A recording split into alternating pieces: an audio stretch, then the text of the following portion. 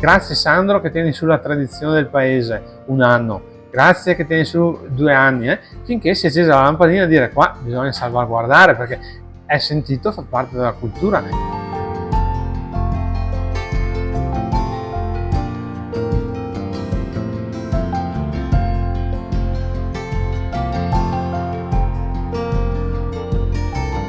Può essere che tanti giochi, giochetti, tante belle robe, ma il vuoto, hai capito? Quello c'è sempre e rimane quello sempre unico.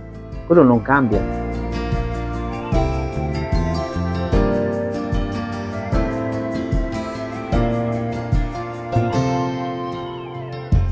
Ciao ragazzi, quando si parla di tradizioni c'è sempre uno sfondo poetico che raggruppa allo stesso tempo un po' di magia e un po' di dolcezza.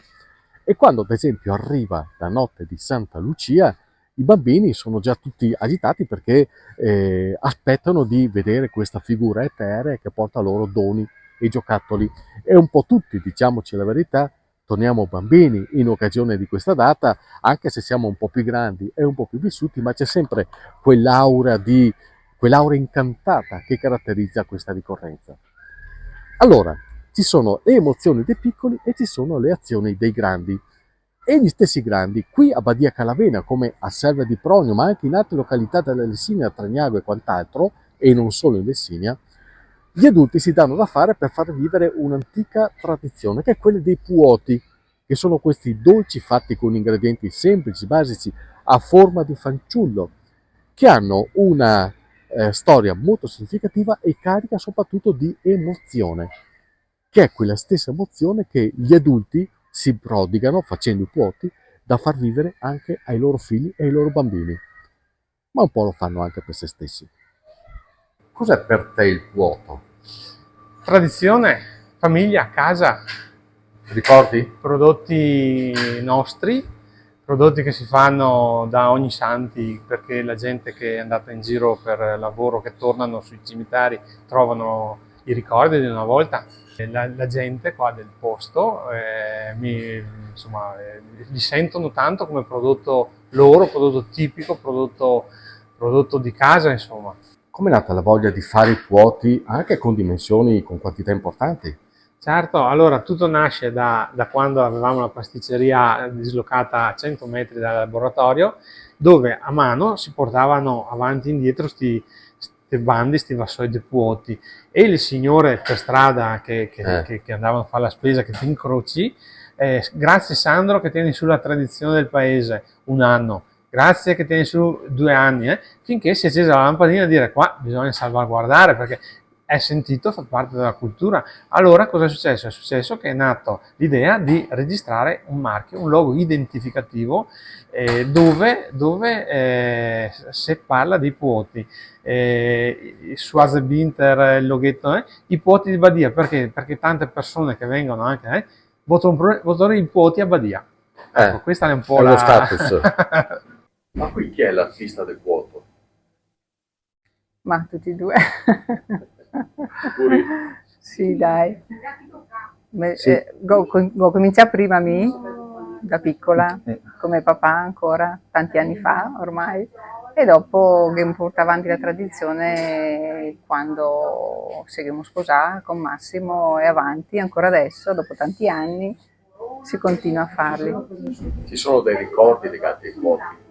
Beh, soprattutto il profumo che la mattina di Santa Lucia si sentiva fin su in camera, e da lì si capiva che Santa Lucia era passata.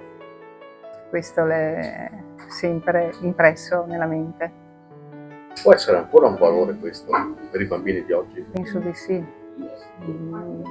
nel senso che per apprezzare le cose semplici, a volte che vuol poco, basta che sia valorizzate queste piccole cose e che in famiglia le sia vissute sempre con calore, sì, e con tanto entusiasmo, e questo i bambini se li ricorda per sempre. Può essere che tanti giochi, giochetti, tante belle robe, ma il vuoto, hai capito? Quello c'è sempre e rimane quello sempre unico. Quello non cambia, possono cambiare i giochi, possono cambiare tante cose, ma il vuoto rimane capito? Quello rimane sempre lui, Sì. ecco il valore, Qua da noi. quello è il valore. L'origine dei puoti è un'origine umile, come spesso succede del resto quando si parla di tradizioni. E la leggenda o la favola vuole che a crearli sia stata la stessa santa, Santa Lucia, che li avrebbe impastati, preparati e cotti come segno di ringraziamento per una famiglia che l'aveva accolta durante la notte di bufera, la notte di Santa Lucia. E il mattino dopo i bambini di quella famiglia li avrebbero trovati a colazione, ma lei nel frattempo, come esige la favola, se n'era già andata. Più realisticamente sembra che con tutta probabilità questi dolcetti siano nati per dare ai bambini un dolcetto per l'appunto in occasione della festività di Santa Lucia, che veniva fatto con ciò che si aveva in casa, che era facilmente e soprattutto economicamente reperibile. I puoti quindi segnano un'epoca e segnano soprattutto una tradizione antica che continua ancora oggi. C'è una grande attesa quando arriva Santa Lucia per poter avere sulla tavola di quella mattina del 13 dicembre questi dolci favolosi da mangiare soprattutto a colazione. È un pensiero racchiuso nei puoti soprattutto per i più piccoli, i primi destinatari, i bambini. Ma i grandi mica disdegnano, Si parte dalla farina, si fa un impasto serale, si fa maturare tutta lievitazione tutta notte, 10-12 ore, dopodiché si va a integrare con gli altri ingredienti, il burro, lo zucchero, le uova, un po' di lievito, qualche aroma e si impasta. Quando c'è un bel impasto soffice, bello morbido, si dà la forma di omino. Perché? Perché la tradizione vuole che nell'antichità c'era il giocattolo e poi restava il dolcetto per i bambini quando non c'era questo benessere. È una tradizione molto antica. Per come me l'hai raccontata sembra una cosa semplice da fare. Allora, gli ingredienti sono semplici, naturalmente i lievitati richiedono le sue come si dice, I suoi tempi, ritmi. le sue esigenze, le temperature degli ingredienti, le farine, ma soprattutto, i segreti non ce ne sono tanti, materie prime di qualità. Come si mangia? Da solo, accompagnato, è una focaccia? Cos'è esattamente? Allora, è una pasta lievitata, una pan brioche semplice. La tradizione vuole che sia spolverato con un po' di zucchero a velo e finita lì la storia, anche perché anticamente c'era il puoto, una nosa, due mandarini ed era finita.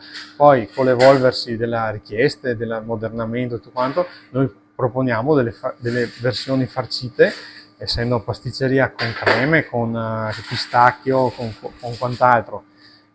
Facciamo misure extra anche per chi sono in più persone, che magari sono in 4-5, facciamo un omone unico. Il puotone.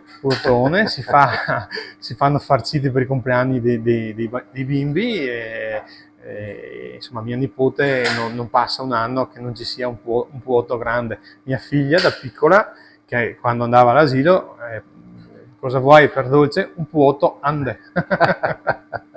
Occorre dire che del puoto non esiste una versione unica o una ricetta sola, perché come succede spesso quando un dolce, una preparazione comunque viene fatta in diverse località, ognuno ci mette del suo, diciamo così, quindi ci sono delle varianti, delle sfumature che è anche bello poter apprezzare andandole a scoprire. Ma in ogni caso, quello che conta davvero è che questa tradizione venga portata avanti, perché questi dolci, per quanto semplici siano, sono lo specchio delle radici di intere generazioni, che secondo me non deve lasciare indifferente, è un carico storico ed emotivo che non va dimenticato.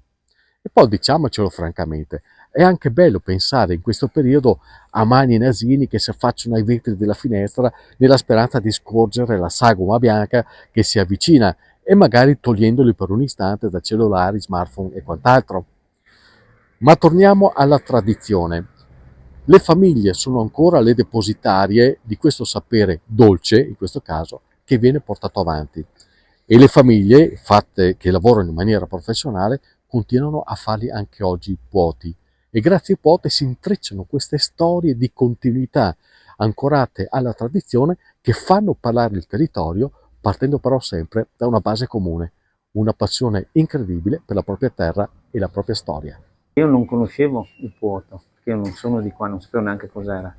ma con lei insieme mi ha trasmesso questa cosa qua del puoto, della tradizione, e io ho portato avanti, insomma, ho fatto mio, chiaramente. Esiste una ricetta unica per il puoto? Ognuno ha la sua ricetta, ogni famiglia ha la sua ricetta, perché prima dei forni le mamme li facevano nelle case. Sento tanti anziani che hanno i ricordi che le mamme li facevano la sera quando i bambini andavano a letto, però i bambini che adesso sono anziani si accorgevano perché il profumo... Vai in letto, che invece già capito. Il profumo si sentiva. E poi lo facciamo nella stufa? Sì, in casa, nelle stufe, quando i bambini alla sera erano a letto, nella stufa la mamma preparava i puoti la mattina, eccoli. Lo vedete quello striscione? Quello è il simbolo dell'apprezzamento del puoto, perché l'anno scorso la Proloco di Serva di Pronio ha pensato di creare una festa dedicata a questo dolce.